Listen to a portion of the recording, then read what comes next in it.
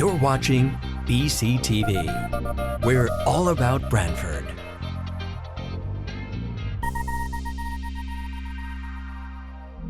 You're watching BCTV, Branford Government Television, a service of Branford Community Television. This program is brought to you in part through the support of the town of Branford. Okay, I'm going to call the special meeting agenda for the Branford Board of Fire Commissioners, January 25th, 24 at 4:35 p.m. Calling the meeting to order. First order of business is to consider and, if appropriate, approve the meeting minutes of November 16, 2023. Don't move. Second. Discussion, all in favor? Aye. Personnel, you can see on the chief's report. Chief, I don't know if you want to just bring up anything first off that we have that. It's in there, but we have a new, everyone knows we have to fill a vacancy. So we do have The written test was completed last night, and on the 31st will be the oral board, so we expect to have candidates for your meeting in February. So please keep that on your agenda. we probably, seeing that, we may want to start like a tad early doing that if we do it, if it works for everybody too. Yeah, that's fine with me. Okay. I'll be away, but you can put me on phone if you Okay, yeah, need we me. can do that, sure. Yep, okay. And we still have the 2 firefighters that are still out, so. Yep.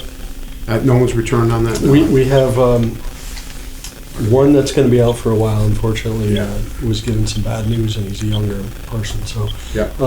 he's going to be out for a while. One of our longer term people who's been out for a while will be back on light duty, hopefully by the end of the month. He's in PT now. And then we have one more that's we're just waiting for an outcome on light duty. And in terms of personnel, I could just say that the public knows we're a very, very busy fire department. And so they don't get a chance to use any of their chairs and sit around, and people think that what they don't, they're always working. So like 24/7, those ambulances and fire trucks are going. So. All right, next we have for finance, Commissioner Riccio, who is away, but we do have, you might want to even talk about it, Dave. I'll let the chief talk about it. We know the R&M on the repair maintenance on the fire fleet.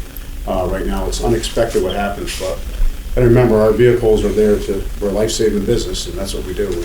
These vehicles have to be fixed. So. Yes, an aging fleet, certainly, and they do have to get fixed, and,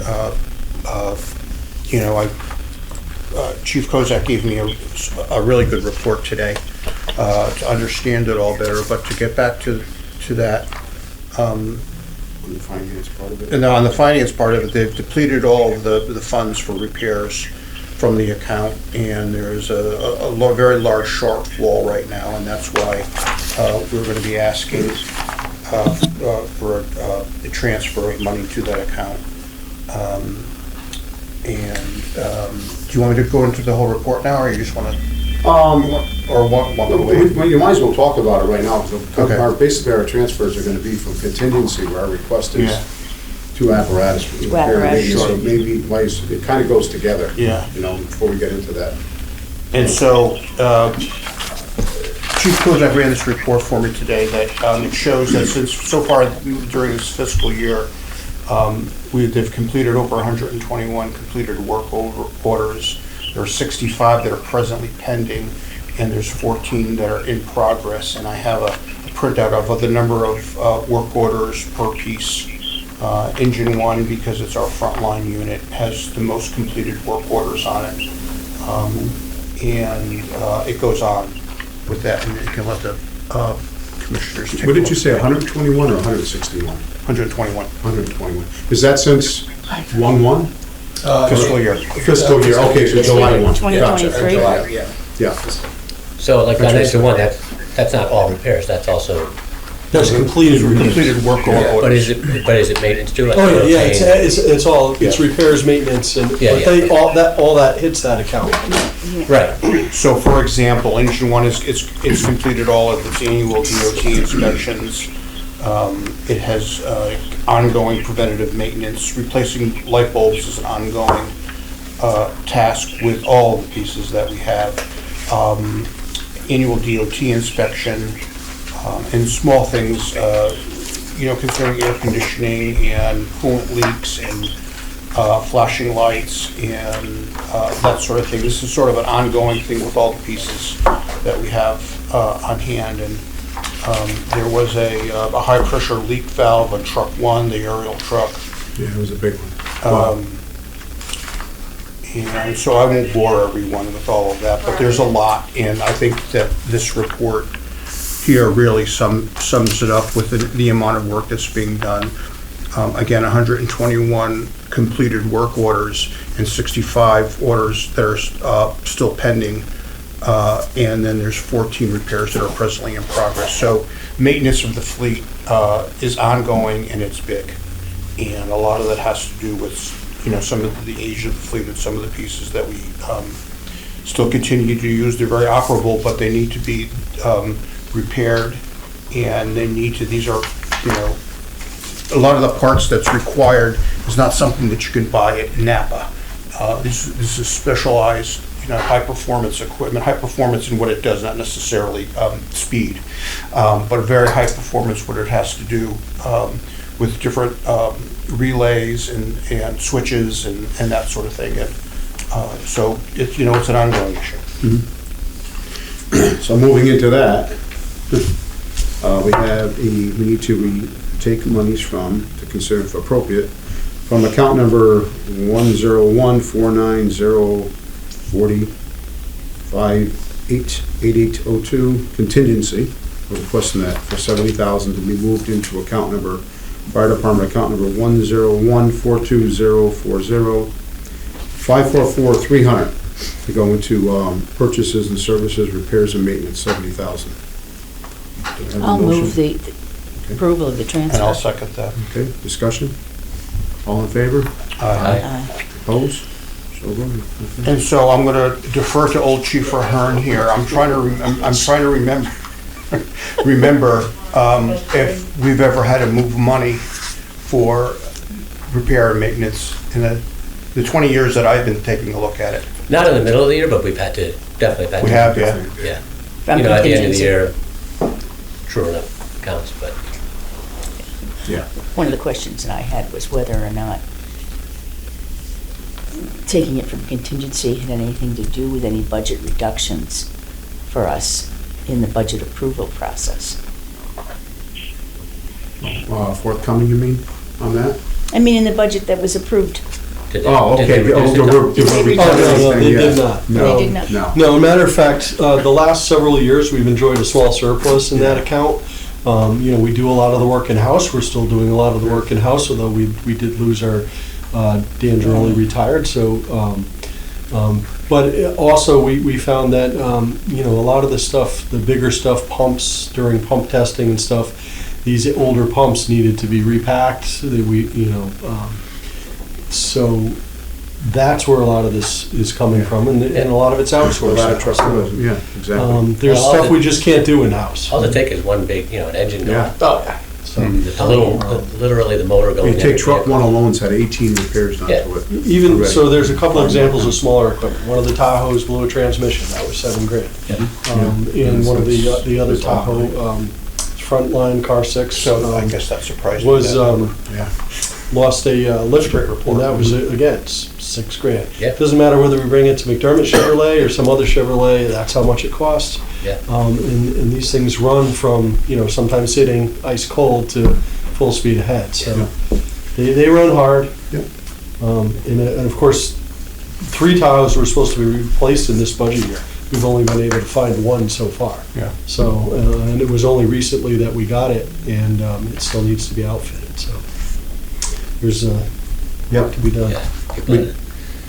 People are having big problems getting Parts. Yeah, everything. vehicles, yeah. So we do have some good news because we have received the money from FEMA. So year-to-date for the personnel, $67,120. That was covered by our recent grant for our training fair of that. Yep. And so we have to match that 10%, which, it's the obligation for us, but that's a good deal. So the chief does really good about getting the grants. And in our next meeting on the 22nd, we will have our budget for 24-25. And it should be we need personnel, so we have to go on our plan that we already approved, the commission did, so that's gonna be part of it. I really think we have to consider, because of all this, a full-time mechanic too, that we can also, never this time's right, but there's a lot of work that could be done in-house still, if we can do it. How many new positions were you gonna propose in the budget? 5? 16 EMTs. 16 EMTs. Yeah. Yep. And it doesn't work with just getting 2 EMTs or 4 EMTs. We No, need no, 16 it doesn't to make work the to whole do the system. Yeah. whole- It only works the way we do it. The way we staff. laid it out, Yeah, our right. plan, yeah. We have to go with our plan. Anything else under finance? Everything else is doing well. Okay, So good, considering the vacancies, we're still holding our own in those accounts. good job. Good. Training, Commissioner Clem? Yes, I have a question about the grant from FEMA. Did Yeah. we apply for that? Yes. Yeah. Oh, okay, because I couldn't remember. Okay. Great. Yeah, Yeah, and, we're about to start the grant process again at the end of the month, and we're going to work on, that very shortly, so. Okay, good, good. all right, Training, Commissioner Clem, do you want to review any of the report we had from the Deputy Chief of Training Safety? Yep. I've got the report from Deputy Chief. Deputy Chief yesterday. Could you mind? Yeah. Okay. It was as usual. Lots of training. Oh my God, it seems unbelievable what they did. But I had called him this morning because I was curious. I guess with the cold weather that we were experiencing just a while ago, they were able to do an ice rescue on the supply pond. So I called him to ask him, what did they do specifically? And they go out there, they cut a hole in the ice, and then I guess one of the guys is dressed in, gear for the water, and he gets in the hole, and then they pull him out. And I said, I would have loved to have seen that. So they have this special, we'll call it a dinghy or whatever, and that's what they use to go out to get him. But yeah, this is unbelievable. But the career staff has completed a confined space refresher. This is crazy.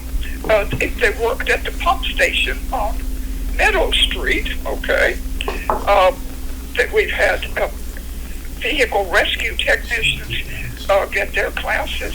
Let's see here. Fire officer certified, health and safety officer certified. Oh, yeah. Oh my God, it just goes on and on. And let's see here. Where's that gone? Can't see it. Assistant Chief Kozak The one over on Meadows? was certified for health and safety officer. And but yeah, that's what I said. There was just umpteen of the staff that were certified for the different ones. So this is great. This is great. So, and this is something we have to do to run a fire department. So, okay, that's Okay. it. Very good. Anything else on apparatus, anything else you want to add? I think we kind of blended that with finance. Right, Unless you have yeah. anything else you wanted to add. No, just to reiterate, all the inspections are being done now, preventative maintenance, so it's an ongoing process, but, the inspections are required Yeah. by the DOT, and they are underway, many of them are completed. Seems like you got a good team working. Yeah, it's working, and what we've been trying to do is, with our new system, and Chief Kozak's been working using Microsoft Power BI, which is very powerful, and taking data and arranging it into useful ways, such as that report he gave to the commissioner. Yeah. So, we're putting all that system in because it's only as good as the data that you put in, and so we're centralizing everything into one spot so we can utilize it and give you much more detailed information than you're currently getting. Okay. Thank you for that. EMS, Commissioner Fox. Okay. Well, fiscal year to date, the ambulance revenue is $1,351,359.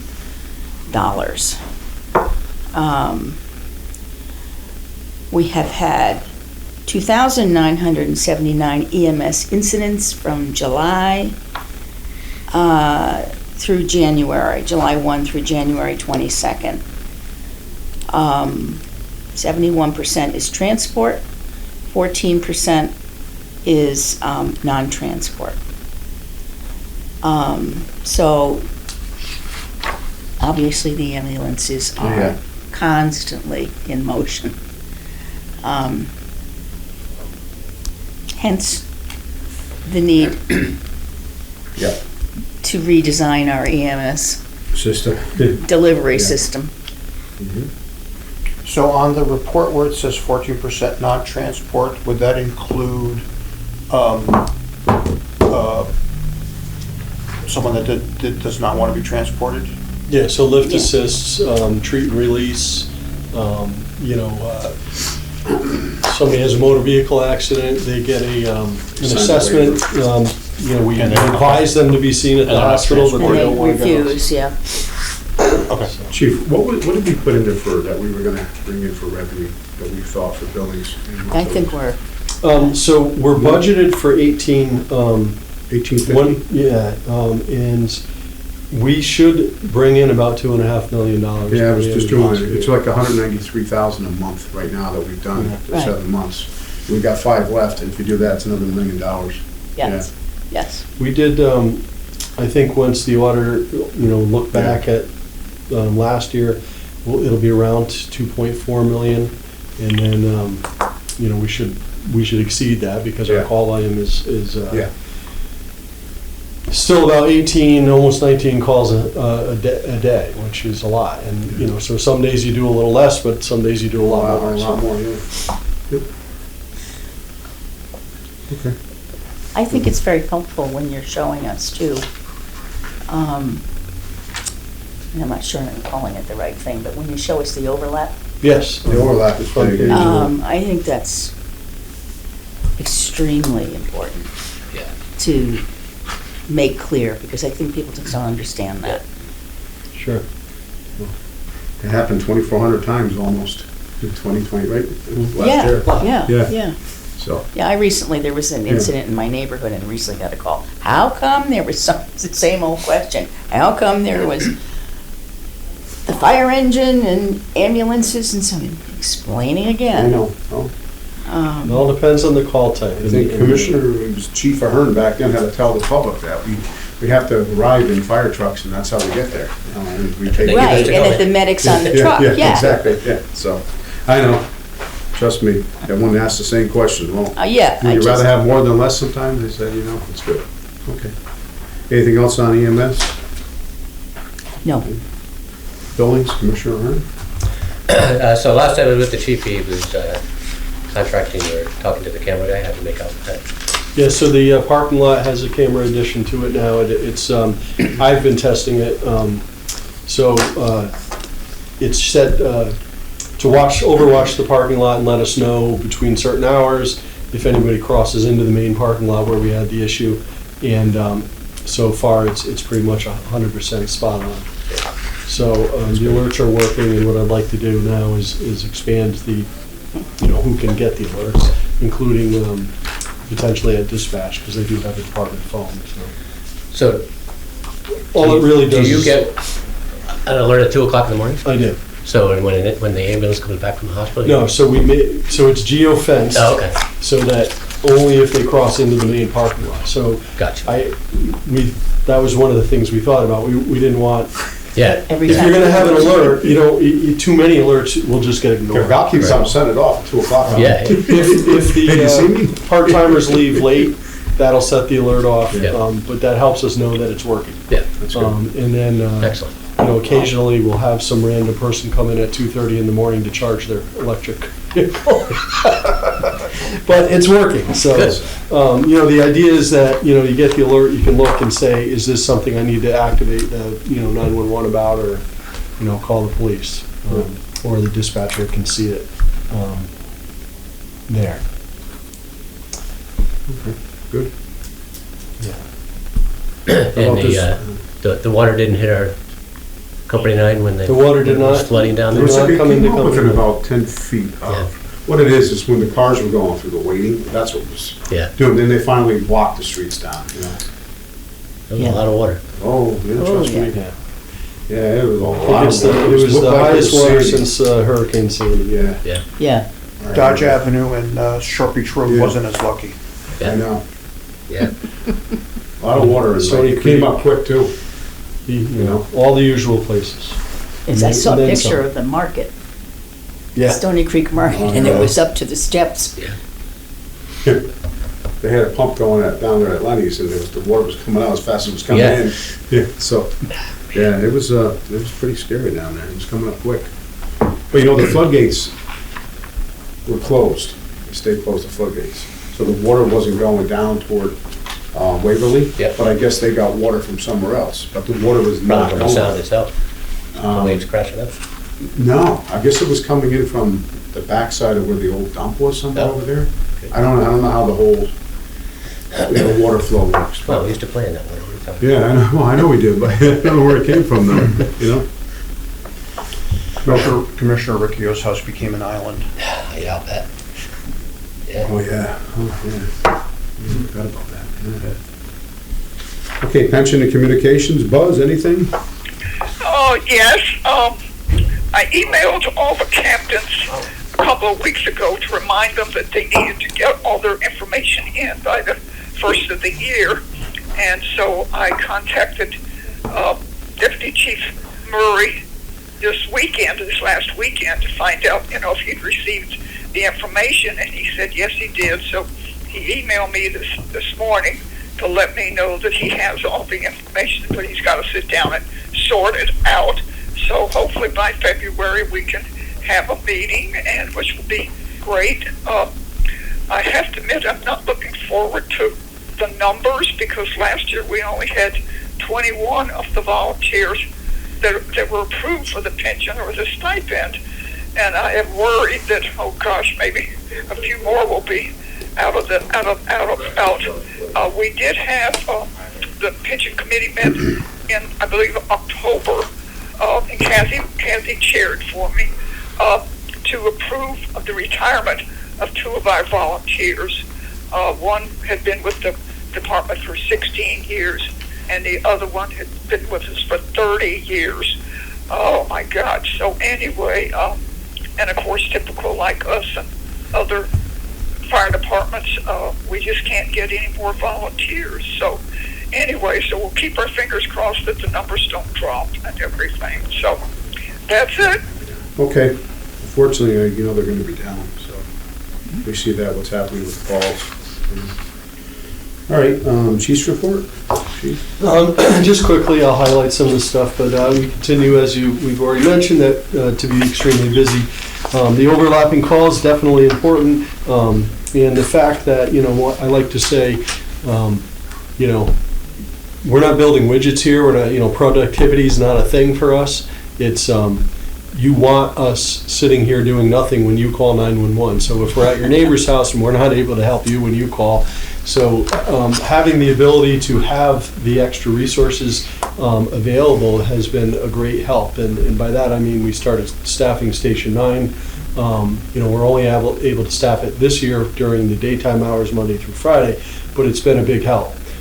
When we're doing those overlapping calls of sometimes 4 or 5, 6 medicals at the same time, or other incidents, a single major incident can wipe out, your career staff. So if we have that highway accident where we have the fatal accident, something along those lines, or even any serious motor vehicle accident or gas leak or anything like that, having the extra resources is what it's all about. So it's been great to have them there. All the volunteer companies supported the toys deliveries this year with the Parks and Rec Department, and they get a fundraiser through that. They split the money. It's gotten more popular every year, and they appreciate our help with that, and the volunteers love to do it. So that's all of the extracurricular activities on top of just responding that we do. I think we've already touched on the financial side. I would like to say that, the apparatus is aging. We have new apparatus on order, but not only is, I've said it many years at the Board of Finance meetings, and of course, you guys are aware. Yeah. We bought 4 major pieces of apparatus all around this time. They're all aging out. So on top of the inflationary costs of repairs and maintenance is the inflation of apparatus. And apparatus costs have gone through the roof in the last 5 years. So one of the reasons we ordered Engine 1 early was to get ahead of not only the next bump, which was another 6% increase, but it was a 3-year delivery to get it here on time. So it's still not scheduled to be here until 2025. One of the ambulances is delayed for probably another 6 months. And those 5 ambulances now, 4 ambulances now, because we sent one for a remount. They run hard every day. So it's only gonna, the repairs and maintenance is only gonna continue. But I will say that, again, we've had small surpluses in those accounts. We've tried to manage it well.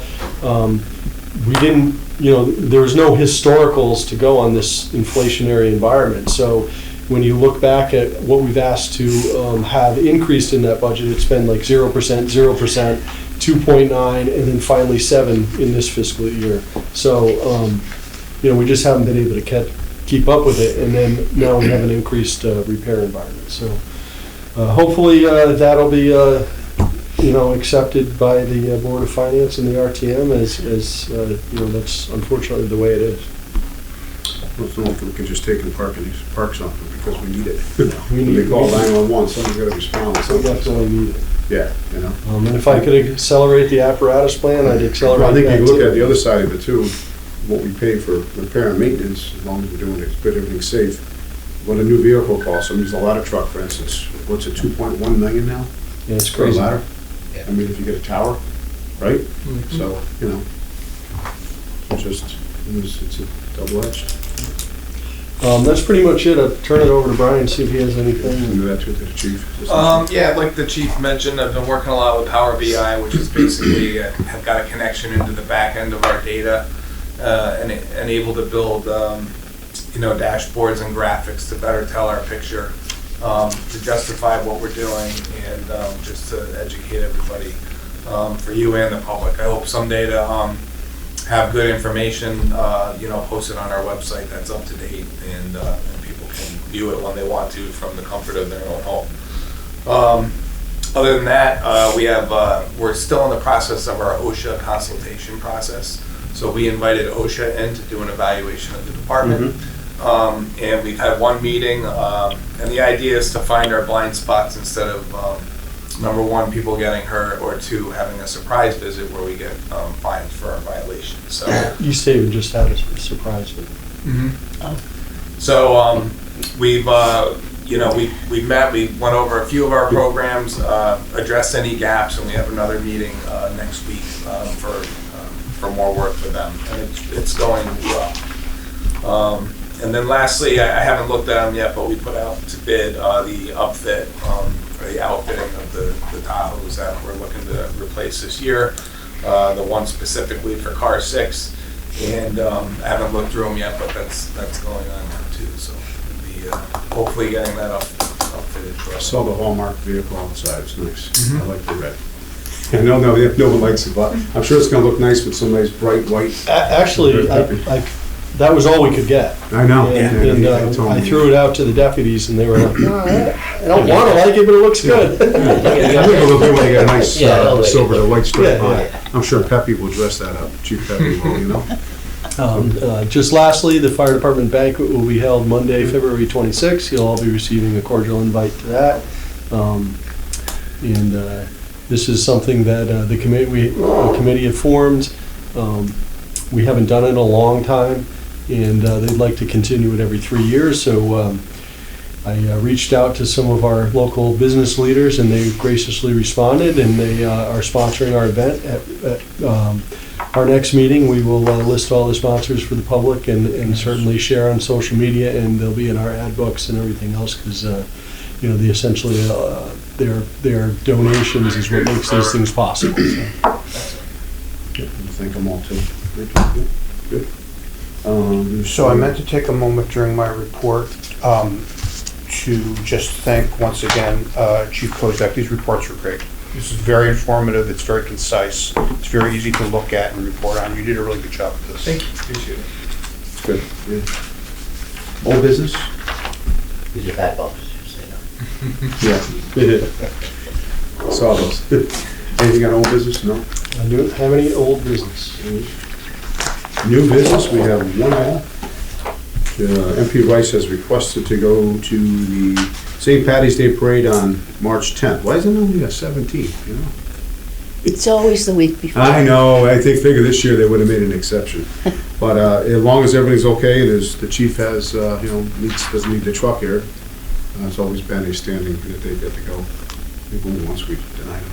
We'll make a motion to let him go as long as the chief's all right. I'm good with it as long as we have enough apparatus and Yeah. service. There you go. We have a second? I'll second that. Okay. All in And then the favor? members file regardless. So voted. If not, we'll look for a motion to adjourn. So moved. In a second. Second. Okay. Motion to adjourn, 5:05. This program was brought to you in part through the support of the Town of Branford. Watch town meetings and other videos on demand at BranfordTV.org.